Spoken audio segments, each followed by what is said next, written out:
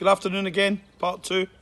A few questions, 5 questions, a lot less time than the previous video where I was going around the houses and told by our media team Phil, who does a wonderful job, still working, and everyone else. He's at home, but he's still working. He's terribly annoying. He keeps ringing me and texting me and messaging me about doing appearances for media, but I'm home barred at the minute, like everyone should be.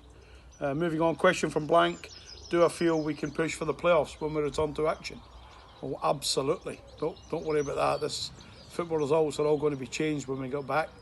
There'll be teams that'll be going to play in front of spectators, no spectators. Not a decision for me, a decision for the people above me, the chairman and the various chairmen. So from that point of view, it's a difficult one. But can we push? Yes, we can. Do I see the top 6 being the way it is? No. Do I see us having an opportunity? Yes. Let me paint you one little scenario. We gain 2 points in the first 3 games of 9 left. That means we have 6 games left, 6 points in it, 4 of those games at Preseason.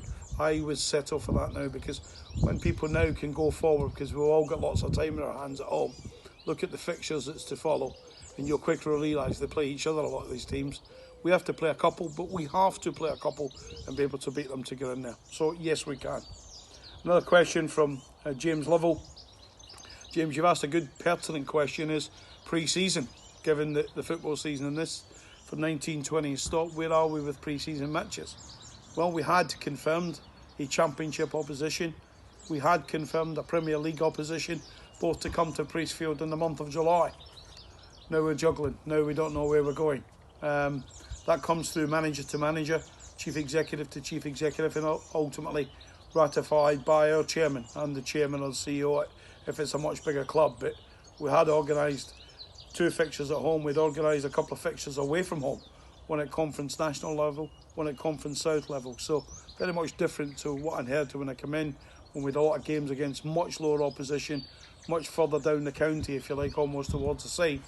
I think we played our pre-season games nearly in France, and that will still be the case because we get well hosted at the likes of Faversham and Folkestone and Dover and brilliant clubs, brilliant people.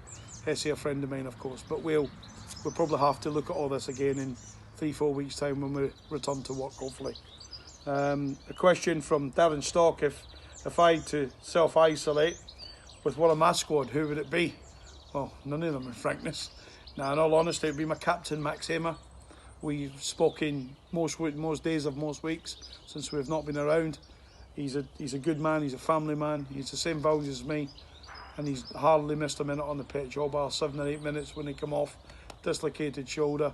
Max being Max turns up the following week and plays an outstanding performance away at Sunderland. So it would be Max, because he's a connoisseur, he's of the game, he's a studier, he's playing his best ever football, that's for sure.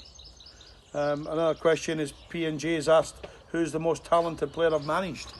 Well, you could say Gaza, you could say Lewis Cook, Calvin Phillips, who's been sensational, as I said, Chris Wood, I could go on, Ivan Toney, Marcus Maddison, Jack Marriott. I could go on, but I think it has to be relevant to the last year or so as to who it would be. I think we've got some really exciting players at the Gills, but if you say over the whole piece, what would be the one player that I would pick out that I would say that I've managed that's simply top class for everything in the locker? I'd have to say Lewis Cook and or Calvin Phillips, who's been absolutely sensational. Started under Gary Monk, he's continued it. I've watched him live away from home in 3 times. He's been like a top Premier League player playing in the Championship. It's the biggest compliment I can give to Calvin. And then finally in this little question set, it's a question from Mike M. So watching box sets, 2 questions, sorry Mike, what we watching box sets? I'm not watching box sets yet, Mike, I'm not at that stage. The television's normally hogged in the evening with a wife who wants to watch what she wants to watch, and I've got my laptop. But a final question from Joe Carter. He's asking about John Akindi up front, and are we short in terms of strike power? Do we need some more goals in our team? And he's asked me about a kid I had on loan at Peterborough United, Omar Bogle from Cardiff. Omar's a top player. He'll be in the Championship for sure, 1,000,000%. And with John Akindi, John came with not playing for 6 or 7 weeks. Too long, really. Trying to catch up in the middle of it. This little period will do John great. He'll be back firing, and then we'll see the goals are, because I still believe in Brandon Hanlon, still believe in Mika Mandrin, So we've got some players that can score goals for us for sure.